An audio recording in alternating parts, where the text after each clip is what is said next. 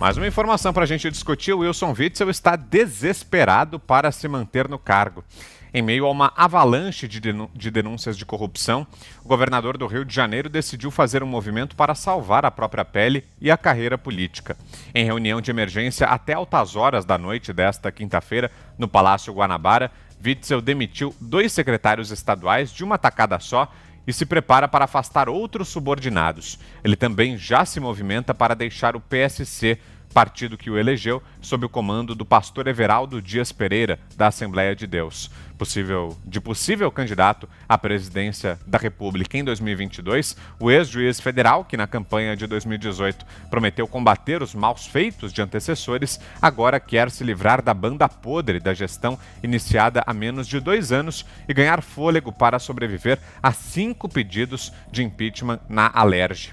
Witzel e sua mulher, a primeira-dama Helena, são investigados. As operações Marcadores do Caos, Favorito e Placebo revelaram como funciona a engrenagem de desvio de dinheiro público, principalmente na área da saúde. Ô Fiuza, já é uma resposta política a essa complicação jurídica em que se meteu Wilson Witzel, né, Fiuza? Vitor, ele vai espernear, né? O Witzel está em maus lençóis, como já dissemos aqui. O Covidão está no calcanhar dele. Ele está, inclusive, na contramão da história, porque continua aí flertando com uma ideia de lockdown no Rio de Janeiro. Ele quer muito chegar nessa situação que o cidadão precise pedir autorização dele para sair de casa. Evidentemente, que é um tiranete, né? Está na cara, dando vazão às suas piores tentações. E, infelizmente, né, Vitor, lastreado aí por uma certa parte da comunidade científica, né? Inclusive vem um respaldo da Fiocruz para essa excrescência também, porque a gente sabe que o lockdown está sendo contestado no mundo todo, né? Essa medida, principalmente a extensão da medida, né? O prolongamento exagerado do lockdown, hoje em dia tem sido, e vão aparecer muitos estudos, vocês não tenham dúvida disso, não vai ficar ninguém com essa narrativazinha na mão de que, olha, se não fosse a quarentena durante 6 meses, ia morrer a humanidade inteira. Vocês não vão ficar com esse discurso, né? Isso vai cair. Isso vai cair, já está caindo, né? Quer dizer, o caso de Nova York já é bem conhecido, altíssimo grau de contágio dentro das residências. A Suécia versus o Reino Unido, né? Um com abertura e outro com fechamento. A Suécia tem menos óbitos por milhão. Então, o Witzel está na contramão da história, né? Tem casos que o Tribunal de Contas já atestou de altíssimo nível de superfaturamento. Ele vai espernear.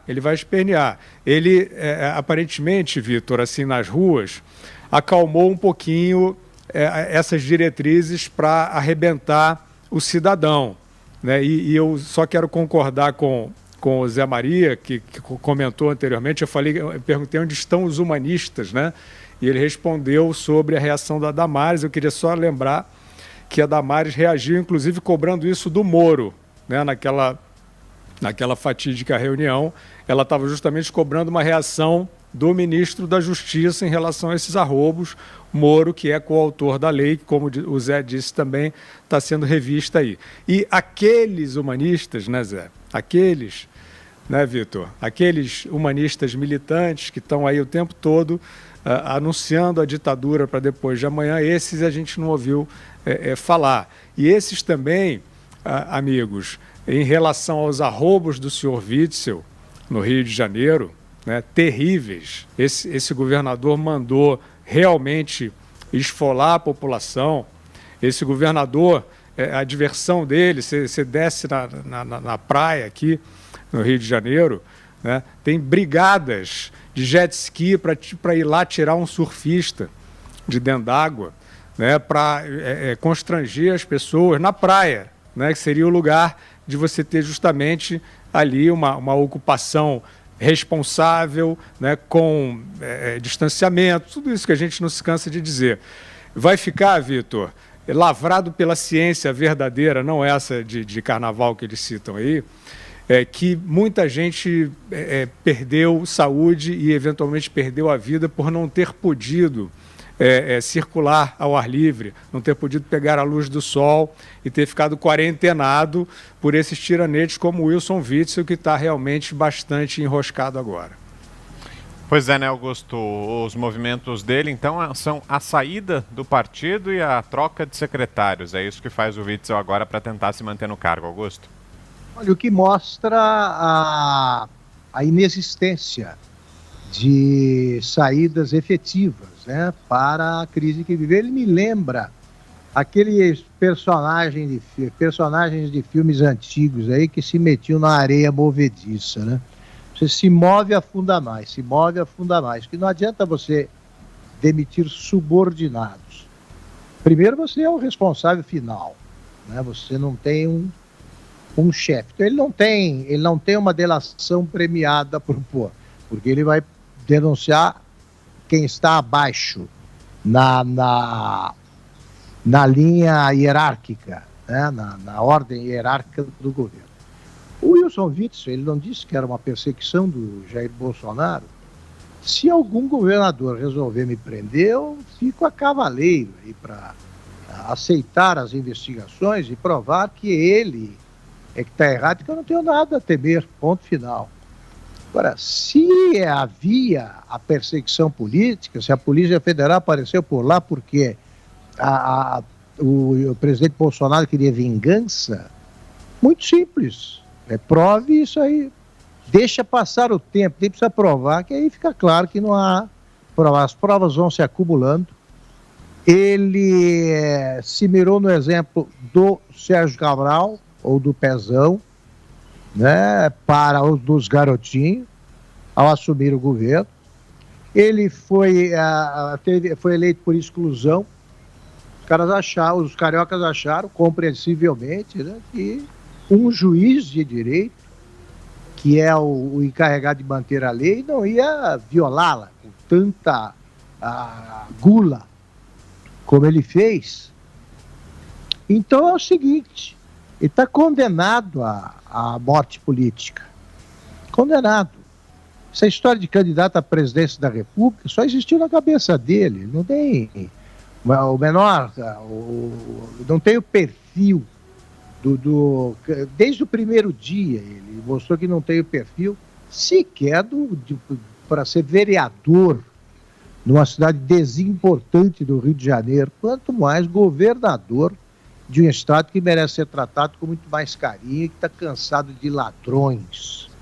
Né? O Rio vai precisar encontrar opções. Eu nem sei quem é o vice do Wilson Witzel. Agora, ele está condenado. A Polícia Federal, repito, não aparece por acaso ou tem de presidente vingativo às 6 da manhã na sua casa, não. Se aparecer, porque alguma você fez. Talvez não tenha sido um crime tão grave a ponto de encerrar a sua carreira política. O caso do Witzel, e é arbitrário. Ao mesmo tempo em que banco sabujo oportunista, né, se ajoelhando, né, aos pés do Gabigol, é ele o responsável pela prisão de 2 mulheres que estavam com 2 crianças aí, que são nadadoras, né, na praia também, e foram presas.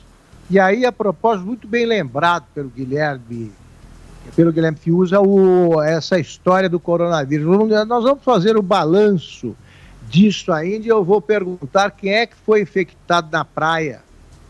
Por que não puderam ir à praia? Quem é que foi infectado por tocar a mão numa superfície? Né? Essa lenda também, lenda urbana, vigorou durante um bom tempo.